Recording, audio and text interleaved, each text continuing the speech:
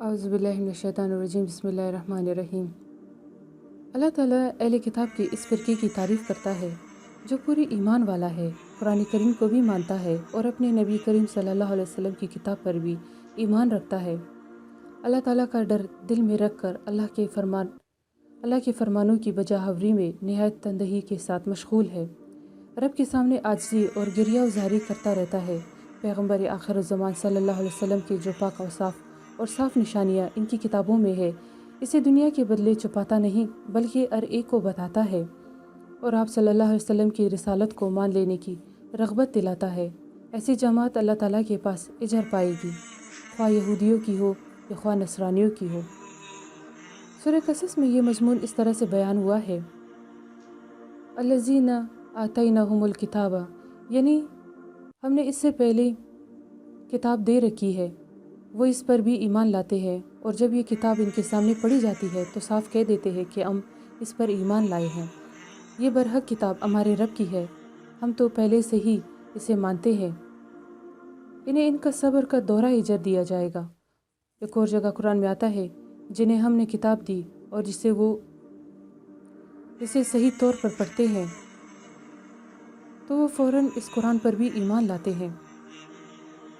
हज़रत मूसा अलैहिस्सलाम की कौम में से भी हक़ की हिदायत करने वाली और हक़ के साथ अदल करने वाली है। अहले किताब सब यकसा नहीं है, इनमें से एक जमात रातों के वक़्त भी अल्लाह की किताब पढ़ने वाली है, सजदे करने वाली है। कुरान में आता है, ए नबी तुम कह दो कि लोगों तुम ईमान लाओ या ना लाओ, जिन्हें पहले से इल्म दिया गया है। जब इनके सामने इस कलाम मजीद की आयतें तिलावत सजदे में गिर पड़ते हैं और कहते हैं कि हमारा रब पाक है, यकीनन इसका वादा सच्चा है और सच्चा होकर रहने वाला है। ये लोग रोते हुए मुंह के बल गिरते हैं और खुशू ख़ुज़ू में बढ़ जाते हैं।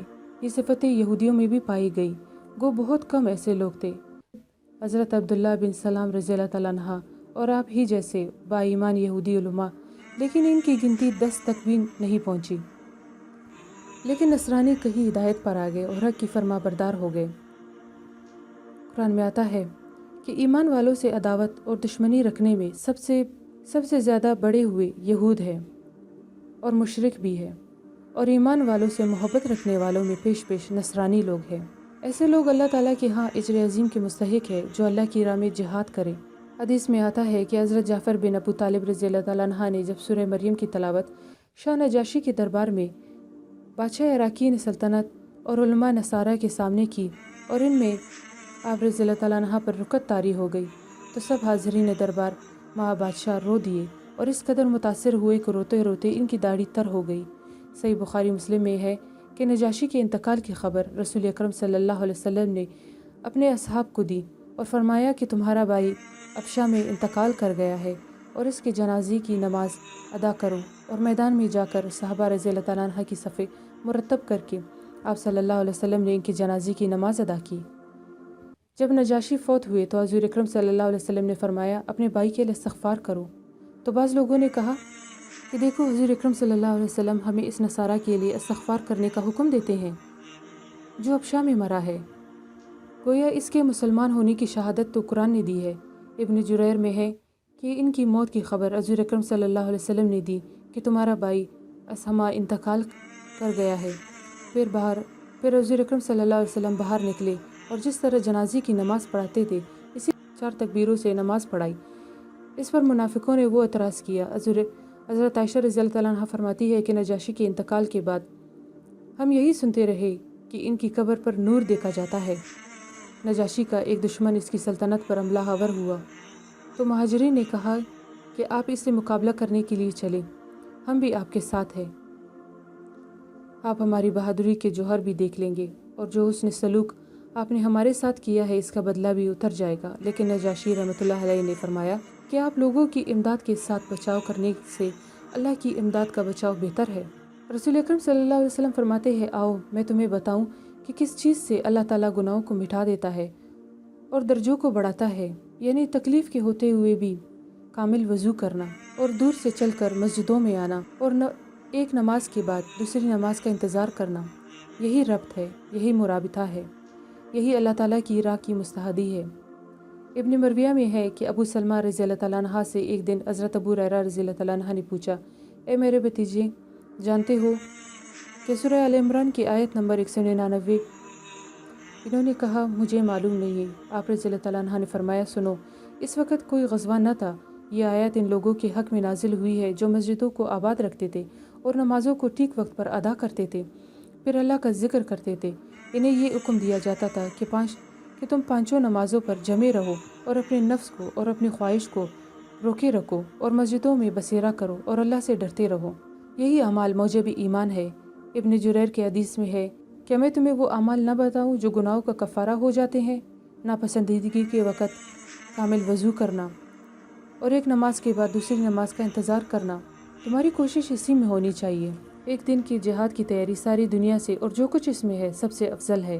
مسلم شریف کی ایک اور حدیث سے ہے، ایک دن رات کی جہاد کی تیاری ایک ماہ کے کامل روزوں اور ایک ماہ کے تمام تر شب بیداری سے افضل ہے، اور اسی تیاری کی حالت میں اگر موت آ جائے تو جتنے اعمال صالحہ کرتا تھا سب کا ثواب پہنچتا رہتا ہے اور اللہ تعالیٰ کے پاس سے روزی پہنچائی جاتی ہے اور فتنوں سے امن پاتا ہے۔ مسند احمد میں ہے کہ ہر مرنے والے کے اعمال ختم ہو جاتے ہیں مگر جو شخص اللہ کی راہ کی تیاری میں ہو اور اسی حالت میں مر جائے، اس کا عمل قیامت تک بڑھتا رہتا ہے اور اسے فتنہ قبر سے نجات ملتی ہے۔ ابن ماجہ کی ایک اور روایت میں ہے کہ قیامت کے دن اسے امن ملے گا، اسے صبح و شام جنت میں روزی پہنچائی جاتی ہے اور قیامت تک اس کے مرابط کا اجر ملتا رہتا ہے۔ جو شخص مسلمانوں کی سرحد کے کنارے 3 دن تیاری میں گزارے، اسے سال بھر کی نیکیوں کا ثواب ملتا ہے۔ امیر المومنین حضرت عثمان بن عفان رضی اللہ تعالیٰ عنہ نے اپنے منبر پر خطبہ پڑھتے ہوئے ایک مرتبہ فرمایا، میں تمہیں رسول اللہ صلی اللہ علیہ وسلم سے اپنی سنی ہوئی بات سناتا ہوں، میں نے اب تک ایک خاص خیال سے اسے نہیں سنایا۔ آپ صلی اللہ علیہ وسلم نے فرمایا، اللہ عز و جل کی شان، اللہ جل شانہ کی راہ میں ایک رات کا پیرا 1000 راتوں کی عبادت سے افضل ہے جو تمام راتیں قیام میں اور دن صیام میں گزر جائیں۔ ایک دن سرحد کی حفاظت 1 مہینہ کے صیام و قیام سے افضل ہے۔ جو اسی حالت میں مر جائے وہ فتنہ قبر سے محفوظ رہتا ہے اور اس کے اعمال قیامت تک جاری رہتے ہیں۔ ابن ماجہ میں ہے کہ ایک رات اللہ تعالیٰ کی راہ میں پہرا دینا تاکہ مسلمان امن میں رہے، ہاں نیت نیک ہو، گو وہ رات رمضان کی نہ ہو، 100 سال کی عبادت سے افضل ہے۔ جس کی دن روزے میں اور جس کی راتیں تہجد میں گزری ہو، اور ایک دن کی رب العزت کی راہ میں تیاری تاکہ مسلمان بحفاظت رہے، طلب ثواب کی نیت سے ماہ رمضان کے بغیر اللہ کے نزدیک ہر ماہ سال کی برائیاں اس کے تمام اعمال نامہ اعمال میں نہیں لکھی جاتی اور نیکیاں لکھی جاتی ہے، اور اس عمل کا اجر قیامت تک اسے ملتا رہتا ہے۔ ایک رات کی مسلم لشکر کی چوکیداری 1000 سال کی راتوں کے قیام اور دنوں کے صیام سے افضل ہے۔ مسند احمد میں ہے، ایک غزوہ کے موقع پر ایک رات کو ہم بلند جگہ پر تھے اور سخت سردی تھی، یہاں تک کہ لوگ زمین میں گڑھے کھود رہے تھے اور اپنے اوپر ڈال رہے تھے۔ آن حضرت صلی اللہ علیہ وسلم نے اس وقت آواز دی کہ کوئی ہے جو آج کی رات ہماری چوکیداری کرے اور مجھ سے بہترین دعا لے لے؟ تو ایک انصاری کھڑا ہو گیا اور کہا، حضور میں تیار ہوں۔ آپ صلی اللہ علیہ وسلم نے اسے پاس بلا کر نام دریافت کر کے اس کے لیے بہت ساری دعائیں کی۔ ابو ریحانہ یہ دعا سن کر آگے بڑھے اور کہنے لگی، یا رسول اللہ، میں بھی پہرا دوں گا۔ آپ صلی اللہ علیہ وسلم نے اسے بھی پاس بلایا اور نام پوچھ کر اس کے لیے بھی دعائیں کی۔ آپ صلی اللہ علیہ وسلم نے فرمایا، اس آنکھ پر جہنم کی آنچ حرام ہے جو اللہ کے ڈر سے روئے، اور اس آنکھ پر بھی جو اللہ کی راہ میں شب بیداری کرے۔ مسند احمد میں ہے کہ رسول اللہ صلی اللہ علیہ وسلم فرماتے ہیں، جو شخص مسلمانوں کے پیچھے سے اس کا پہرا دے اپنی خوشی سے بغیر سلطنت کا ہجرت، رسول اللہ صلی اللہ علیہ وسلم فرماتے ہیں، جو شخص مسلمانوں کے پیچھے سے ان کا پہرا دے اپنی خوشی سے بغیر کسی سلطنت یا کسی تنخواہ کے، وہ شخص اپنی آنکھوں سے بھی جہنم کی آگ کو نہ دیکھے گا۔ صحیح بخاری میں ہے، اے مکہ مدینہ میں رہ کر عبادت کرنے والے، اگر تو ہم مجاہدین کو دیکھ لیتا تو بالیقین تجھے معلوم ہو جاتا کہ تیری عبادت تو ایک کیل ہے جس کے آنسو اس کے رخساروں کو تر کرتے ہیں، اور ایک ہم ہے جو اپنی گردن اللہ کی راہ میں کٹوا کر اپنے خون میں آپ نہا لیتے ہیں۔ ایک وہ شخص ہے جس کا گھوڑا باطل اور بیکار کام میں تک جاتا ہے، اور ہمارے گھوڑے حملے اور لڑائی کے دن ہی تکتے ہیں۔ اگر کہ خوشبوئیں تمہارے لیے ہیں اور ہمارے لیے اگر کی خوشبو گھوڑوں کے ٹاپوں کی خاک اور پاکیزہ گرد و غبار میں ہے۔ یقین مانو ہمیں نبی کریم صلی اللہ علیہ وسلم کی یہ حدیث پہنچ چکی ہے جو سراسر راستی اور درستی والی بالکل سچی ہے کہ جس کسی کے نام میں اس اللہ تعالیٰ کے لشکر کی گرد بھی پہنچ گئی، اس کے ناک میں شعلے مارنے والی جہنم کی آگ کا دھواں بھی نہ جانے۔ اور لو یہ ہے کہ اللہ تعالیٰ کی پاک کتاب جو ہم میں موجود ہے اور صاف کہہ رہی ہے اور سچ کہہ رہی ہے کہ شہید مردہ نہیں ہے۔ ایک شخص نے درخواست کی کہ یا رسول اللہ صلی اللہ علیہ وسلم، مجھے ایسا عمل بتائیے کہ جس میں میں مجاہد کا ثواب پالوں۔ آپ صلی اللہ علیہ وسلم نے فرمایا، کیا تجھ میں یہ طاقت ہے کہ نماز ہی پڑھتا رہے اور تکیے نہیں اور روزے ہی رکھتا رہے اور کبھی بے روزہ نہ رہے؟ اس نے کہا، حضور اس کی طاقت تو مجھ میں نہیں ہے اور میں بہت ضعیف ہوں۔ آپ صلی اللہ علیہ وسلم نے فرمایا، اگر تجھ میں اتنی طاقت ہوتی اور تو ایسا کر بھی سکتا تو بھی مجاہد فی سبیل اللہ کے درجے کو نہ پہنچ سکتا۔ تو یہ بھی جانتا ہے کہ مجاہد کے گھوڑے کی رسی دراز ہو جائے اور وہ ادھر ادھر کو چر جائے تو اس پر بھی مجاہد کو نیکیاں ملتی ہے۔ اس کے بعد اللہ تعالیٰ حکم دیتا ہے کہ اللہ سے ڈرتے رہو اور ہر حال میں، ہر وقت، ہر معاملہ میں اللہ کا خوف کیا کرو۔ جناب رسول اکرم حضرت محمد مصطفیٰ صلی اللہ علیہ وسلم نے حضرت معاذ بن جبل رضی اللہ تعالیٰ عنہ کو جب یمن کی طرف بھیجا تو فرمایا، اے معاذ، جہاں بھی ہو اللہ کا خوف دل میں رکھو، اور اگر تجھ سے کوئی برائی ہو جائے تو فوراً کوئی نیکی بھی کر لے تاکہ وہ برائی مٹ جائے، اور لوگوں سے خلق و مروت کے ساتھ پیش آیا کرو۔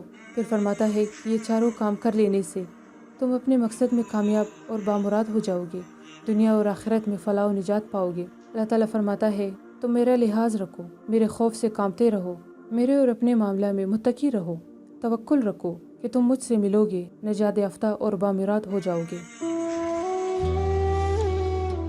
اللہ تعالیٰ ہمیں کلام پاک کو سمجھنے کی اور اس پر عمل کرنے کی توفیق عطا فرمائے، آمین۔ وآخر دعوانا ان الحمد للہ رب العالمین۔